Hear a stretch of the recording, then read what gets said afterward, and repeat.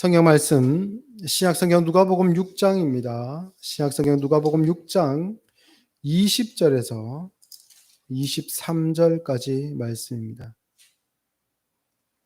신약성경 누가복음 6장 20절에서 23절까지 말씀 신약 98페이지에 있습니다.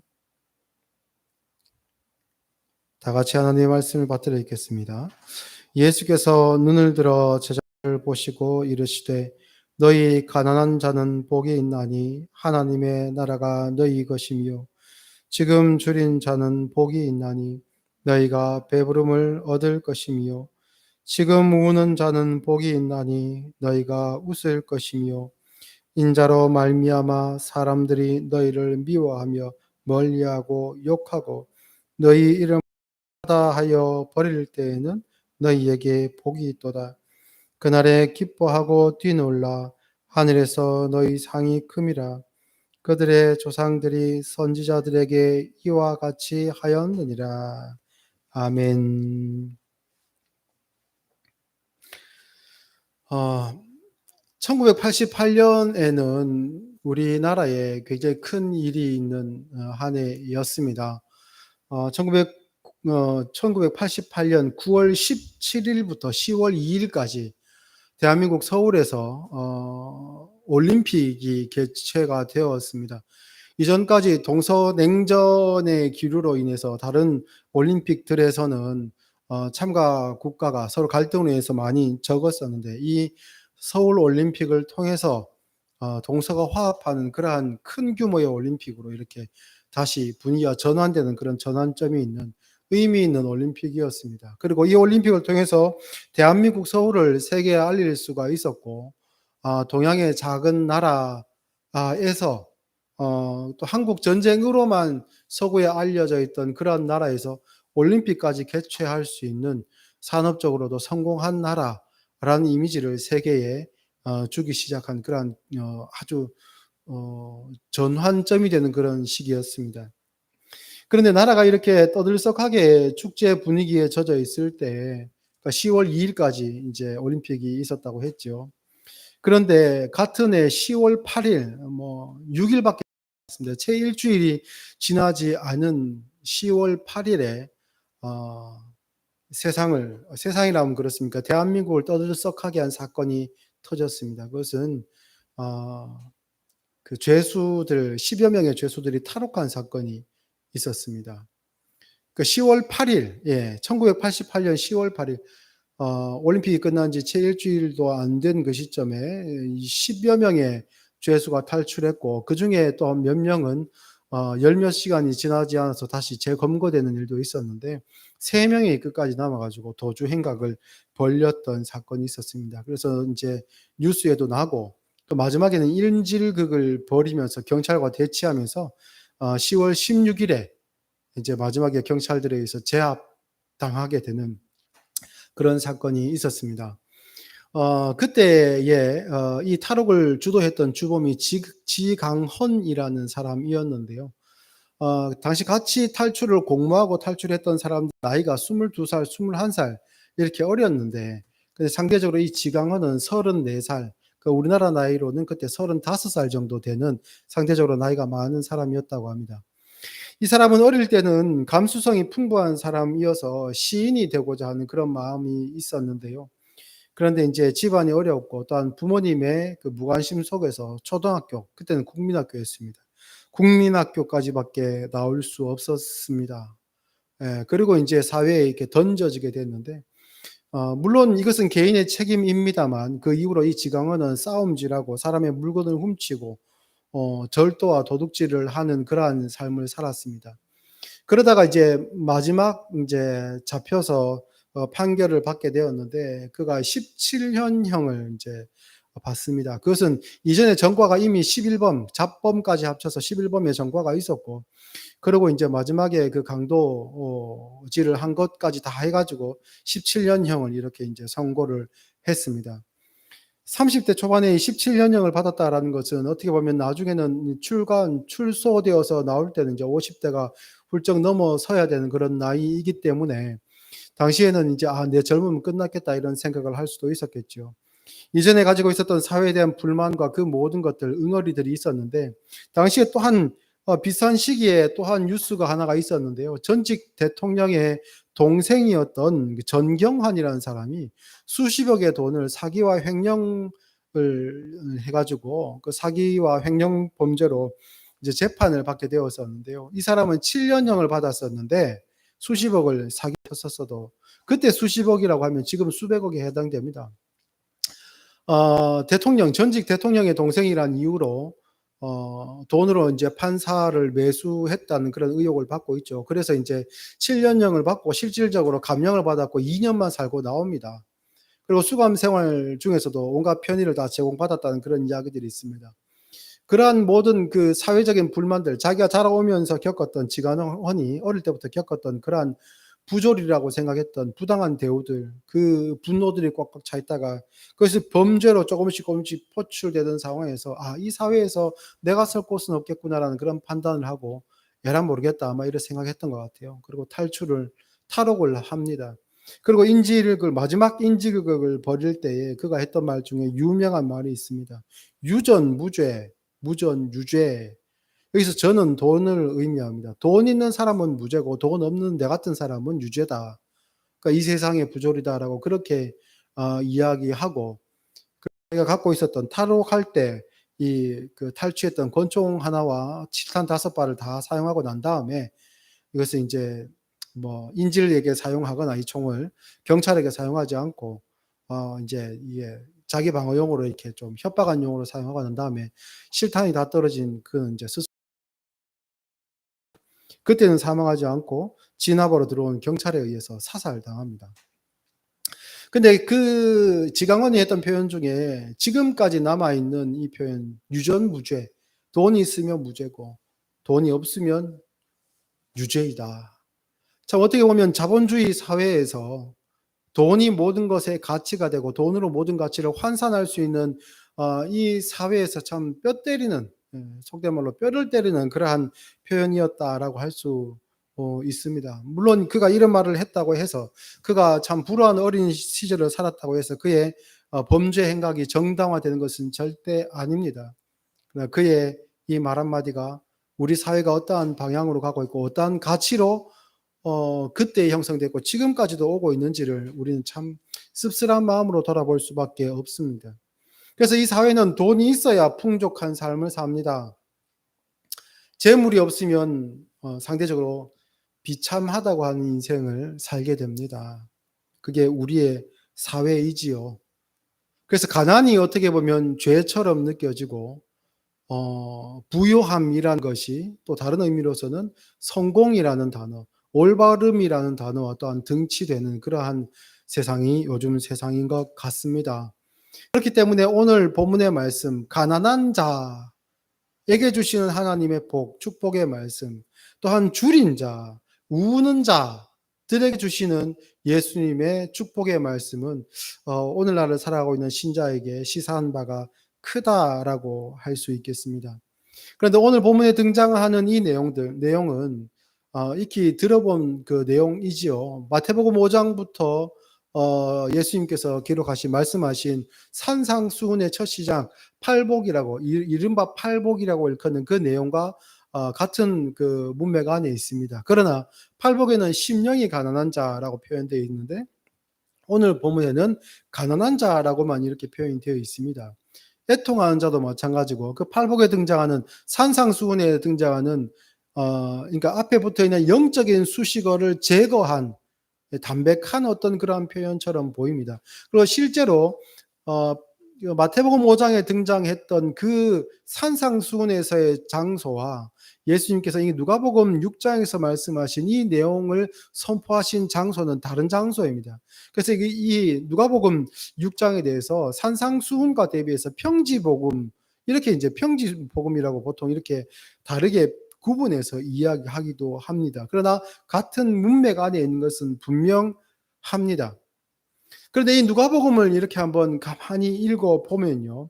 누가복음에는 이 부에 대해서 물질이 많은 것에 대해서 굉장히 부정적으로 표현하는 그런 부분이 많고 상대적으로 가난에 대해서는 이후에 복으로 갚아주실 것이라는 그런 표현들이 많이 등장합니다. 그래서 대표적으로 누가복음 16장에는 부자와 거지 나사로의 비유가 등장합니다. 그리고 같은 16장 13절에는 그 두 주인을 섬길 수 없다라는 말씀을 하시면서 하나님과 재물을 겸하여 섬길 수 없다라는 그런 말씀도 예수님께서 하십니다. 그리고 누가복음 18장에 보면 낙타가 바늘기로 들어가는 것이 부자가 하나님 나라에 들어가는 것보다 쉽다라는 예수님의 말씀이 또 있어서 이 부에 대해서 굉장히 부정적인 의미처럼 이 누가복음에서는 주로 이렇게 표현합니다. 그래서 같은 누가복음 18장에서 이어지는 말씀에 한 관리, 그러니까 예수님께 영생에 대해서 묻기 위해서 찾아온 그 관리와의 예수님의 대화에서 보면 그 예수님께서 네가 가진 모든 재산을 팔아갖고 가난한 자에게 나누어주고 너는 나를 쫓으라라는 말씀을 하십니다. 그때 이 관리가 고민하면서 돌아갑니다. 돌아가서 겉으로 볼 때는 사람들이 그렇게 생각하겠죠. 이 관리가 진짜로 자기의 재산을 다 팔고 다시 예수님을 돌아올까? 그러니까 어려운 사람들에게 다 나누어주고 다시 예수님께 돌아올까? 이런 궁금증을 가지기도 했지 않겠습니까? 그러나 우리는 그 결과를 압니다. 왜냐하면 돌아가는 그 관리가 고민하면서 돌아갔기 때문입니다. 왜냐하면 그가 팔아서 가난한 자에게 다 나누어 주기에는 가진 재산이 너무 많았기 때문입니다. 그렇다는 것은 다시 돌아오지 않았다라는 것을 짐작해 하는 것이죠. 이런 내용들이 그 성경에는 이렇게 많이 차지하고 있다 보니까 은연중에 이 기독교인들이 가난에 대해서 이것이 기독교인의 미덕이다라고 생각하는, 막연하게 생각하는 그런 경향들이 있습니다. 그러다 보니 굉장히 가난하고 청렴하게 살고 아끼면서 살고 금욕하게 하고 사는 것을 이제 굉장히 그 신앙적으로 월등한 우위에 있는 사람처럼, 신앙의 깊이가 굉장히 깊은 사람처럼 이렇게 생각하는 경향들이 있지요. 그래서 이제 이것은 바른 신앙의 관점은 아닙니다만 목회자에 대해서 신자들이 기대할 때 왠지 목회자들은 비싼 차를 타는 것이 은혜가 안 되는 것처럼 보이고 좋은 음식을, 비싼 음식을 이렇게 먹는다든가 아주 비싸고 좋은 옷을 입는 것에 대해서 일반 성도들이 굉장히 이제 좀 보기에 껄끄러워한다거나 좀 이상하게 여기는 그런 시각들이 은연중에 자리 잡고 있습니다. 그래서 청빈한 삶이 곧 올바른 신앙이다라는 그런 등식이 그 마음 가운데 은연중에 자리 잡고 있는 것이 현실이기도 하지요. 그래 한 19년 전쯤에 이와 비슷한 시각이 드러난 일이 있었는데 한 19년 전쯤에 김우현이라는 다큐멘터리 감독이 있었는데요. 이 사람이 이제 다큐멘터리 영화를 이렇게 출시를 했었는데 그 제목은 가난한 자는 복이 있나니라는 제목의 다큐멘터리였습니다. 거기 소제목으로 맨발의 천사 최춘선이라는 그 할아버지가 등장을 했는데요. 이분이 맨발의 천사로 불리운 이유는 그겁니다. 이분이 늘 추운 날이든 더운 날이든 상관없이 양말도 신지 않은 맨발로 한겨울에도 또한 여름에도 그 뜨거운 아스팔트나 아니면 꽁꽁 그 길들을 그냥 말 그대로 진짜 맨발로 걸어 다니면서 이제 머리에다가는 예수 천당 뭐 이렇게 십자가 그리고 예수 믿고 천국 가세요 이런 문구를 써서 모자에 쓰기도 하고 뭐 팻말을 이렇게 들고 이렇게 다니면서 지하철을 주로 다니면서 복음을 전하고 젊은이들을 향해서 이렇게 축복의 말도 하고 하나님의 복음도 전하는 그런 일들을 매일, 거의 매일 이렇게 하시는 그 장면이 있었습니다. 그분에 대한 정체를, 정확한 내용을 모르는 사람들이 볼 때는 좀 정신 나간 할아버지 아닌가, 왜 이러나라고 해서 그 사람을 보고, 그분을 보고 웃기도 하고 비웃기도 하고, 때로는 그렇게 다니시면 안 돼요 할아버지라고 해서 걱정을 하는 말을 하기도 하고, 때로는 조금 시끄러운 듯 하여서 지하철 직원들에게 신고 전화를 해가지고 직원들에게 붙잡혀서 이렇게 키 작고 항상 조그만한 분이셨는데요. 양팔로 이렇게 잡혀가고 체포되듯이 이렇게 끌려가시는 장면도 있고 그랬습니다. 그런데 김우영 감독이 그분을 이제 일종의 취재죠. 이제 촬영하면서 그분의 전사를 이전에 이제 자신의 그 역사를 들어보니까 공부도 되게 많이 하시고 그리고 재산도 충분히 있으신 분이었고 그리고 자녀들은 다 해외에 유학을 보내 가지고 이미 이제 해외에서 다 생활을 하고 있는 그런 어떻게 보면 물질적으로도 넉넉할 수 있고 또한 사람들에게 존경받는 삶을 살 수도 있는, 부러움을 받을 만한 삶을 살 수도 있는 분이었으나 그가 스스로 자발적으로 가난을 실천한 분이었기 때문에 그것이 드러났어요. 다큐멘터리 영화를 통해서. 그래서 많은 사람들에게 기독교인이든 비기독교인이든 간에 저분이 저런 분이었구나 라는 것을 깨닫게 되고 다시 그분을 돌아보게 되는 그러한 어떤 그러한 사건, 일종의 사건이었죠. 그게 있었습니다. 그래서 교회마다 그 영상을 틀어서 돌려보면서 참 훌륭한 분이다라고 그렇게 이야기를 많이 하기도 했었죠.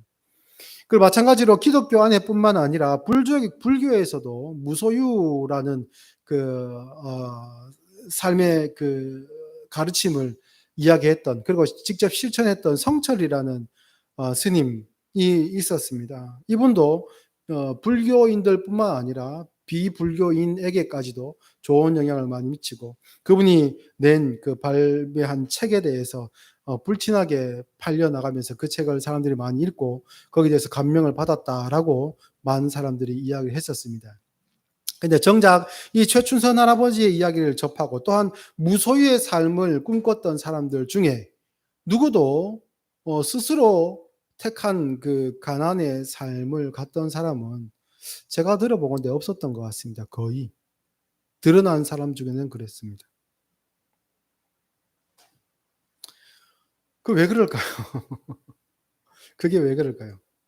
그 가난이 멋있어 보이고 그 가난이 은연중에 종교인들에게, 특히 우리 기독교인들에게도 나은 신앙의 경지처럼 보이지만 왜 그러한 선택을 잘 못할까요? 여기서 우리가 스스로의 마음에 한번 질문을 던져 보았으면 좋겠습니다. 대답 안 하셔도 됩니다. 기독교인은 가난해야 됩니까? 오늘 말씀처럼 물질을 버려야 천국에 갈 수 있습니까? 부자는 정말, 부자가 천국에 들어가는 것이 낙타의 귀로 들어가는 것보다 더 어려운 일일까요? 그런데 사실 성경에는 많은 부자들의 이야기가 등장합니다. 큰 부자 아브라함이 있죠. 야곱도 부자고 이삭도 부자입니다. 욥도 큰 부자였고 솔로몬 역시 엄청난 부자였습니다. 신약에 보면 아리마대 사람 요셉 같은 사람도, 그 선한 사람도 부자였습니다. 그런데 이런 사람들은 천국에 적합하지 않은 사람들일까요? 정말 우리는 영이나 육이라는 것을 분리해서 이것을 완전히 따라보고 영적인 것은 이것은 가치 있는 것이고 육적인 것은 무가치한 것이다. 그렇게 나누어서 우리는 생각해야 되는 것입니까? 아닙니다. 사실 이 물질 세계를, 물질로 구성된 이 세계는 누가 창조했습니까? 하나님께서 창조하셨습니다. 하나님께서 이 물질 세계를 창조하신 다음에 무엇이라 말씀하셨습니까? 보시기에 좋았더라라고 선언하셨습니다. 사실 이 세상에 있는 물질은 하나님께서 창조하신 것이고 하나님의 섭리가 녹아들어 있고 하나님의 지혜가 그 속에 담겨 있습니다.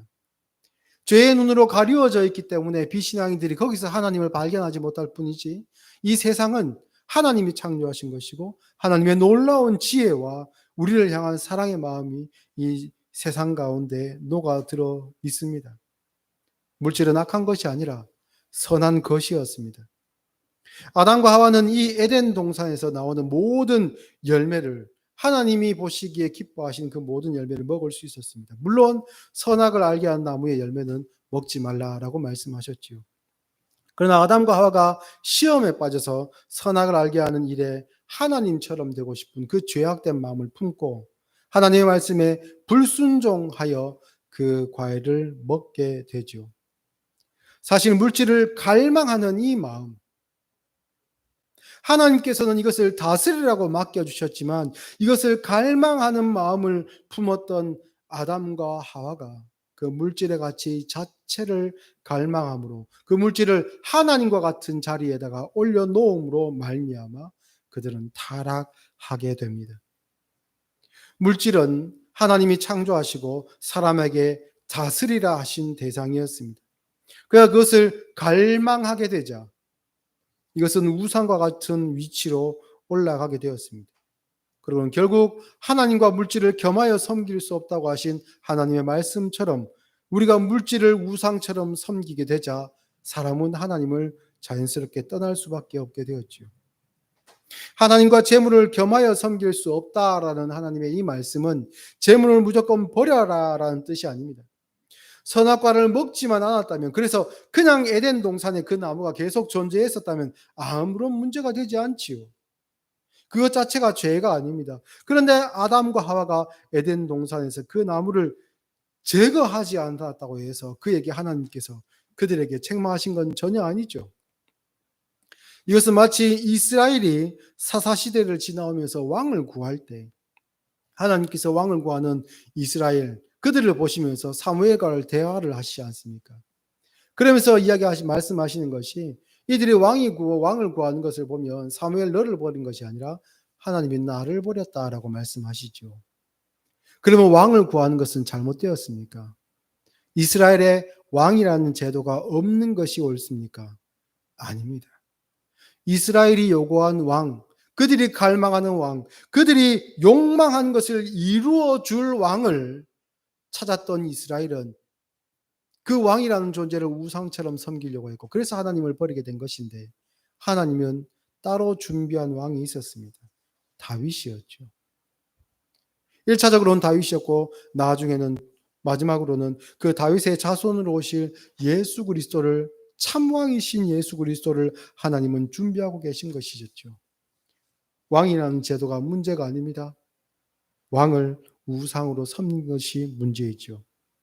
그럼 결국 재물을 대할 때 문제는 무엇이겠습니까? 그 재물을, 그 물질을, 그 돈을 내가 우상으로 섬길 것인가? 아니면 하나님께서 내게 맡겨주신 도구인가? 의 문제로 전환되게 됩니다.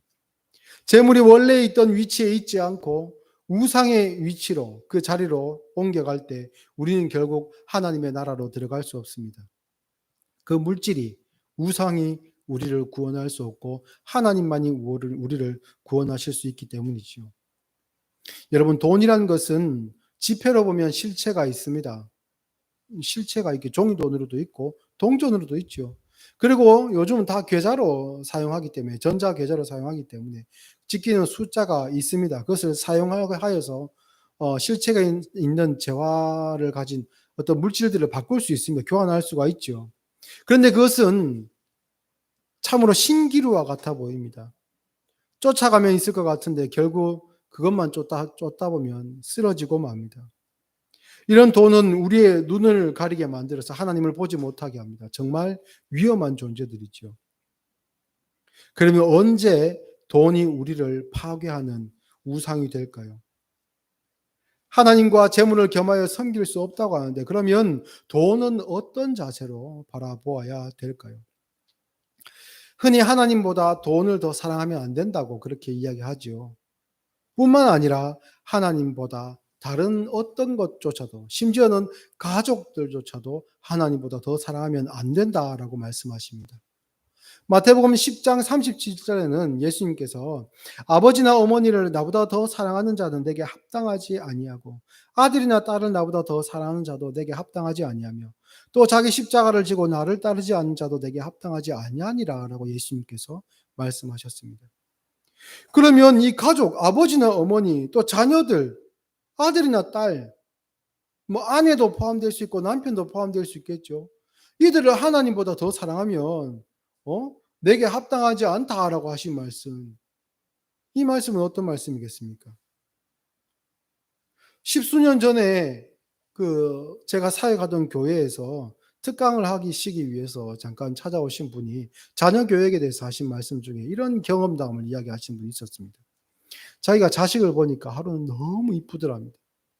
너무 이쁘고 귀하고 사랑스러워 가지고 내가 자식을 하나님보다 더 사랑하는 게 아닌가.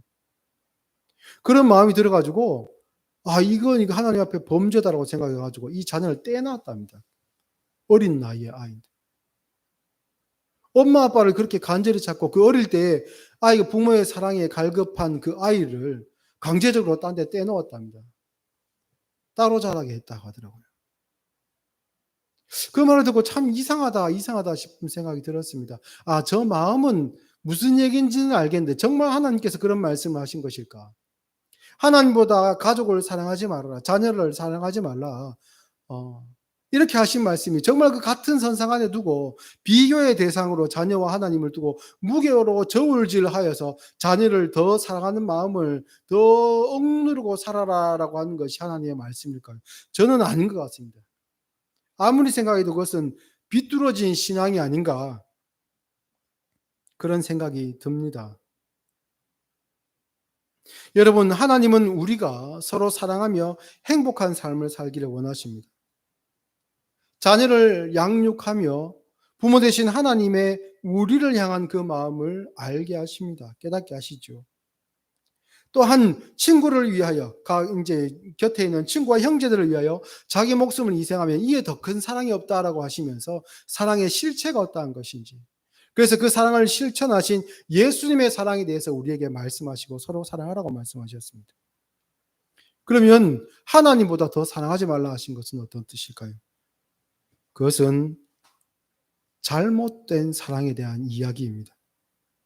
내 자식이 너무 귀한 나머지 다른 자식을 내 자식의 들러리로 세울 때가 있지요. 내 자식을 괴롭힌 아이에게 찾아가서 폭력을 행사할 수도 있고, 뭐 대기업의 자식이 자기 아이가 어디서 맞고 들어와 가지고 그 대기업 총수가 이제 이 어깨에 주먹 쓰는 사람들을 우르르 끌고 와갖고 복수했다는 그런 이야기가 있기도 했는데요.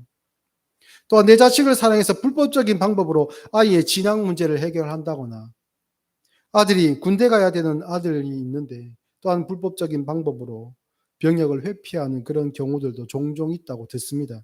이건 역시 유전이라서 할 수 있는, 유전이라야 할 수 있는 그런 일들이 있죠.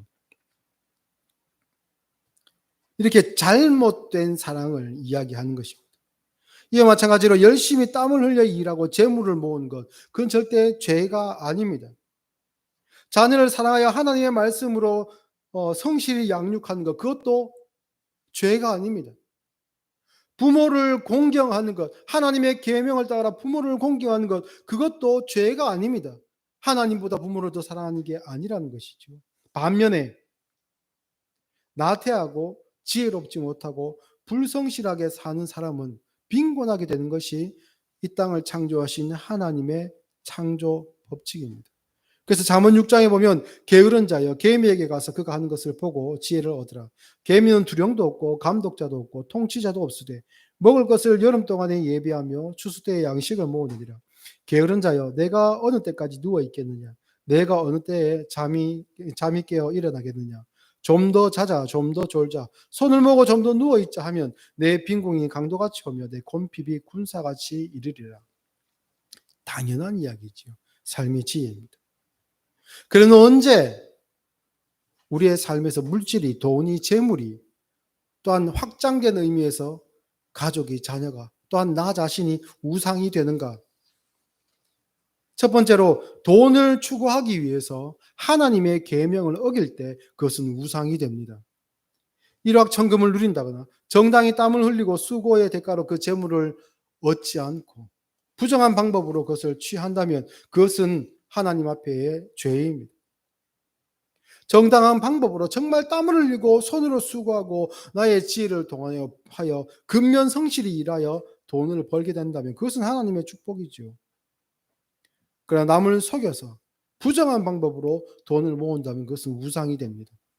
둘째로 하나님의 은혜와 축복임을, 내게 주신 그 돈이, 재물이 그 축복임을 망각하고 내 스스로가 교만해질 때 물질은, 또한 우리의 성공은, 그리고 또 우리의 자녀와 가족들은 우상이 됩니다. 우리가 아무리 수고하고 애쓴다 할지라도 하나님께서 함께하지 않으신다면 아무 소용이 없습니다. 돈만 끌어안고 바늘길을 통과하지 못해서 끙끙대는 것과 같이요. 그리고 마지막 세 번째로 이 재물을 얻기 위해서 그 재물을 사용해서 주신 또한 그 재물을 가지고 하나님께서 마치 아담과 하와에게 에덴 동산을 맡기신 것처럼 이것이 내게 맡긴 사명이라는 것을 깨닫지 못하는 것. 그러면 그것은 죄가 되고 우상이 됩니다. 하나님께서는 에덴 동산을 아담과 하와에게 맡기셨지요. 인류 최초의 인간으로서 아마 우리가 짐작하지 못하는 그런 지혜와 능력들이 아담과 하와에게 있었을 줄 압니다. 그래서 그 지혜들을 동원하여서 하나님께서 맡기신 이 세상을 그들은 하나님의 뜻대로 다스리고 관리하기 위해서 모든 노력을 동원했을 것입니다. 그것처럼 주신 이 재물을, 또는 주신 이 명예나 위치나 주신 이 모든 상황들에 대한 청지기적인 맡긴 자에 대한 어떤 그러한 책임감이 없다면 이것이 온전히 개인적인 나의 노력으로 된 것이고, 그래서 이것을 내 마음대로 사용하여도 상관없다라고 생각한다면 그럼 그것은 자신에게 우상이 됩니다. 이것을 조금 더 확장하자면 어떻습니까? 예를 들어서 11조 헌금을 한다고 했을 때 10분의 1을 하나님께 드리는 것은 이 모든 것이 하나님께서 내게 주셨다라는 신앙 고백입니다. 그런데 내가 번 이 재물 중에 10분의 1은 하나님 거, 10분의 9는 내 거. 하나님 거 떼서 세금처럼 드렸으니 이건 내 마음대로 사용할 거야. 손대지 마세요. 라고 한다면 그것은 우상이 되는 것이죠. 참으로 신자는 이 세상을 살아가며 큰 시험대에 날마다 서는 것 같습니다.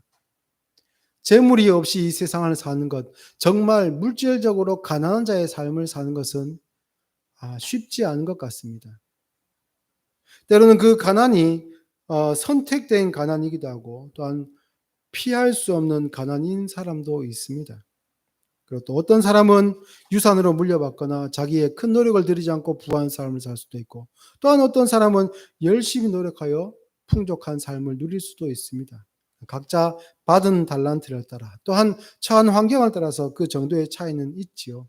그래서 서로 비교하기는 어렵습니다. 하지만 하나 확실한 것은 무전유죄의 세상에서 물질이 꼭 필요한 것처럼 느껴지고, 그 물질이 하나님보다 나를 더 지켜줄 것이라는 그런 두려움에 떨 때가 많이 있지요. 그러나 하나님은 신자에게 하나님만 의지하고 살라고 하십니다. 물질이 아니라 하나님을 의지하고 살아라라고 하십니다. 여기서 또 하나 착각하지 말아야 될 것은 무엇이냐면요. 여기서 하나님만 의지하라라는 것은 병에 걸려도, 힘든 일이 있어도, 자녀를 교육하는 일이 있어서, 또한 내 삶을 책임져야 되는 그러한 상황에 있어서 그 모든 것을 내가 할 게 아니고 하나님만 바라보고 하늘을 향해서 입만 벌리고 있는, 뚝 떨어질 것이다 라고 생각해서 입만 벌리고 있는 것을 의미하는 게 아닙니다. 신자는 하루하루의 삶을 충실히 살아야 됩니다. 하늘에서 만나를 내려달라고 입을 벌리고 있을 것이 아니라 양식을 위해서 일을 하고 돈을 벌고, 그 번 돈으로 양식을 사고, 그리고 그 양식으로 밥을 해서 지어 먹어야 됩니다. 그 하루하루의 삶은 책임입니다. 하나님께서 내게 주신 어떻게 보면 사명을 감당하기 위한 또 하나의 사명이기도 합니다. 그렇기 때문에 하나님만 의지하라라고 하는 것은 아무것도 하지 말고 하나님께서 해줄 것이다라는 말씀이 아니라, 홍해 앞에 선 이스라엘 백성들에게 정말로 아무것도 하지 말라라고 하신 말씀이라기보다 두려워하지 말라라고 하신 말씀 아닙니까? 그렇죠. 그래서 하나님만 의지하라라는 나가는 것은 아무것도 하지 말고 하나님께서 다 채워주실 것이고 가난으로부터도 질병으로부터도 구제해 주실 것이다 라고 손 놓고 있으라고 하는 것이 아니라, 두려워하지 말고 받은 것을 가지고 부지런히, 또한 받은 지혜로, 받은 달란트로 모든 것을 동원하여 충실히 너의 삶을 살아라. 하나님의 뜻과 하나님의 계명에 어긋나지 않게 해서 라는 의미가 거기 포함된 것이죠. 그래서 어떤 사람은 겉으로 볼 때에는 부유한 삶을 살면서도, 많은 물질을 가지고 있는 삶을 살면서도 그 물질을 우상으로 바라봄으로 말미암아 영적으로 가난한 자의 삶을 살고, 그 많은 물질을 짊어지고서도 낙타가 낑낑대며 바늘길을 통과하지 못하는 것처럼, 물론 그렇게 하려고 하지도 않죠. 그런 영적으로 비참한 인생을 살아가는 사람이 있습니다. 또한 반면에 가난한 궁핍한 삶을 살면서 그것이 마치 사회가 내게 지워준 부당한 어떤 그런 짐인 양, 부당한 굴레인 양 생각하며 사회를 향한 분노만 품고 아무것도 하지 않으려 하는 똑같은 내용 안에서의 물질을 우상으로 섬기려 하는 사람들이 가난하든 부유하든 똑같이 있습니다. 근데 반대로 신자는 어떻습니까? 물질을 소유하였다 하면 그것이 하나님께서 내게 주신 사명이라 생각하고 그것이 우상이 되지 않도록 늘 하나님의 말씀에 귀 기울이고 자신을 다스립니다. 겸손히 서고자 합니다. 그리고 가난한 사람들은 어떻습니까? 이 가난이 영원하지 않다는 것을 압니다. 자신의 육신이 연약하고 돈을 벌 만한 능력이 그러한 달란트가 내게 부족하다 해서 거기에 좌절하거나 절망하지 않습니다. 영원을 내다봅니다. 그리고 하나님께서 채워주시는 작은 것에 감사하는 삶을 살 수 있습니다. 그런데 신자는 부요해도 교만치 않게 살 수 있고 가난해도 궁핍치 않게 살 수 있는 것입니다. 그리고 우리가 오늘 본문을 통해 절대 잊지 말아야 될 것 한 부분이 있습니다. 본문으로 다시 한번 돌아가 보면요. 누가복음 6장입니다. 20절 말씀부터 보면 두려워하지 말라라 하신 그 말씀에 그 근거들이 여기에 들어있는데요. 20절 말씀에 예수께서 눈을 들어 제자들을 보시고 이르시되 너희 가난한 자는 복이 있나니입니다. 여기서 그러면 그 대상이 되는 제자들이 있죠. 예수님께서 제자들에게 말씀하십니다. 제자들에게 말씀하실 때 그러면 너희 가난한 자는 이라는 표현이 있습니다. 여기서 핵심이 되는 것은 너희이겠습니까? 아니면 가난한 자는 이겠습니까? 너희가 핵심입니다. 세상에도 가난한 자는 많습니다. 세상에서도 우는 자는 많고요. 세상에서도 궁핍한 자가 많습니다. 그런데 예수님께서 누구에게 말씀하십니까? 모여있는 제자들 향해 너희 가난한 자는 이라고 말씀하십니다. 그리고 이어지는 말씀에 보면 역시 너희 가난한 자는 복이 있나니 하나님의 나라가 너희 것이며 21절 지금 줄인 자는 여기서 지금 줄인 자는 누구겠습니까? 역시 마찬가지 제자들 향해서 말씀하시는 겁니다. 너희는 복이 있나니 너희가 배부름을 얻을 것이고 그리고 지금 우는 자 누구입니까? 제자들을 이야기합니다. 그리고 역시 너희가 웃을 것이다. 이것은 어떤 의미이겠습니까? 물질이 지배하는 것만 같은 이 세상에서 많은 사람들이 거의 대부분의 예수님과 하나님을 모르는 사람들이 물질을 우상으로 물질을 신으로 섬기고 있는 이 세상 가운데 너희가 그 반대편의 가치를 따라가는 것처럼 느껴진다 할지라도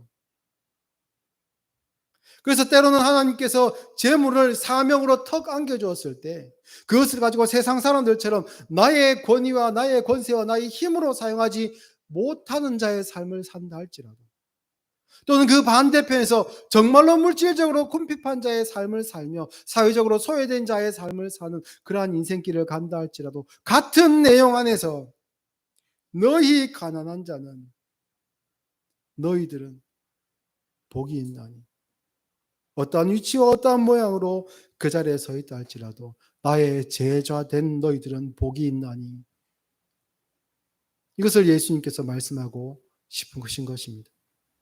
그래서 교회 안에는 다양한 사람들이 있습니다. 어떤 사람들은 많이 배우고 학위도 가지고 있고 사람들에게 존경도 받고 똑똑하게 말도 잘하는 그런 사람도 있고요. 또 어떤 사람들은 같은 교회 안에서 가난한 사람도 있고 육체적으로 연약하거나 장애를 가지신 분들도 있습니다. 그런데 그 사람들이 다 한 내용으로 예수님으로 하나로 묶이죠. 세상에서는 이 사람들을 계급을 나눕니다. 더 위에 있는 사람, 더 아래에 있는 사람. 그러나 교회는 그들을 하나로 묶지요. 재물을 우상으로 섬기지 않는 자들의 삶입니다. 하나님만 신으로 섬기는 자의 삶입니다. 자기를 부인하고 자기 인생 자체를 하나님께 드리며 살아가는 자들의 인생입니다. 예배 함께 하시는 모든 분들, 예수님께서 너희는 복이 있나니 라고 하신 그 너희가 자기 자신임을 꼭 깨달아 하시고 그 복된 자의 삶을 사실 수 있는 은혜가 있기를 하나님의 이름으로 축복합니다. 다 같이 기도하겠습니다. 사랑의 하나님 아버지